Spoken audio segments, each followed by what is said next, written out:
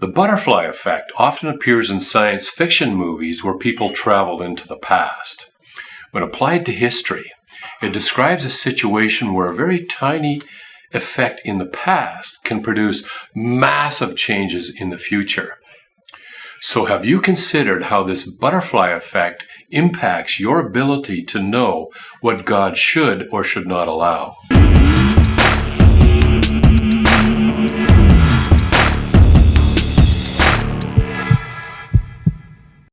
Hi, I'm Kirk, and I'm a scientist and a philosopher and a person who spends a lot of time thinking about the why questions in life. So if you're interested in discussions pertaining to God, science, and life, then please subscribe to my channel here where I'll be posting on a regular basis. You can also subscribe to my social media accounts, and the links are below. The theoretical work of scientist Edward Lorenz in the 1960s showed how it could be possible that the flap of a butterfly's wing in Brazil could, in theory, initiate a chain of consequences that could ultimately set off a tornado in Texas. For this reason, the possibility that a tiny initial event could lead to very large consequences became known as the butterfly effect. Every event that occurs, no matter how small, produces an exponentially increasing number of interacting consequences spreading into the future. We can find many examples in history where a decision or an event that did not seem significant at the time had massive consequences that had a huge impact on history. For example, consider Sir Winston Churchill, who was the Prime Minister of England during World War II.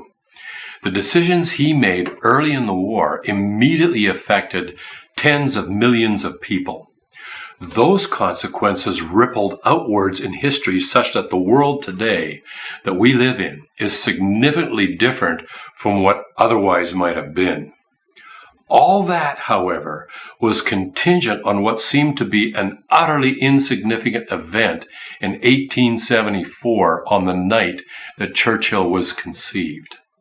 If, on that night, his mother had fallen asleep in a slightly different position from the one that she actually fell asleep in, then it would have changed the individual pathways of millions of sperm, virtually guaranteeing that a different Churchill would have been conceived, with the result that Winston would never have existed, and the evolution of World War II would have been different, with the result that the world that we live in today would be remarkably changed as well.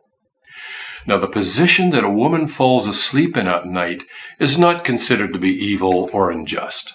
Or to put it another way, it doesn't seem to have any moral significance whatsoever. Yet, it led to events of enormous moral consequences decades later, affecting the lives of the entire world's population and future history. So, should God have permitted Churchill's mother to fall asleep in that position or not? In order to know if God should permit some particular event, we would need to know the net moral value of all the billions of consequences to the end of history, as well as the net moral value of all the other possible histories that could have been actualized, so that we could then compare the net moral value of the actual chain of events with the best alternative that God could have actualized. Of course, our knowledge of these things is minuscule, to say the least. It's like being asked to guess the number or guess the sum of 1 billion numbers, but we're only given the first 6 numbers. The rest are unknown. The most rational position to take in this case would be to admit that we don't know. All versions of the evidential arguments from evil against the existence of God ignore the butterfly effect.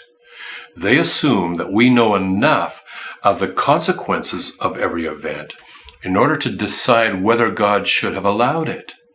But we have just seen that that is absurd.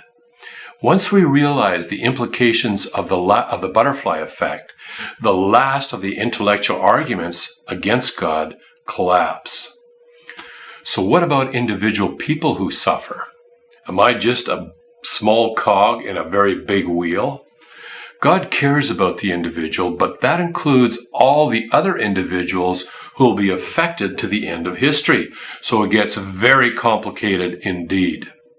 God does say, though, that there is a final compensation, a final balancing of the scales for each person after death.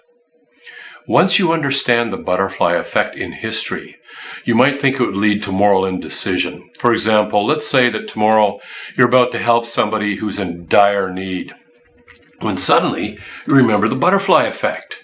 You realize that you have no idea how you might change the future if you help that person. Maybe the world gets destroyed because of what you did. So what should you do? Fortunately, there's another moral principle that we generally agree to, and that is this. We are morally obligated to act on the basis of what we could reasonably be expected to know. So if it appears that you should help that person, then you should probably do it. Just keep in mind, though, that there is a vast gulf between what you could reasonably be expected to know and what an all-knowing God actually knows. So what you think should happen and what God knows should happen may be two very different things. Well, I hope you enjoyed the video, or at least found it thought-provoking. And if you did, please share it, or you can leave a comment in the section below. And also, don't forget to hit the like button.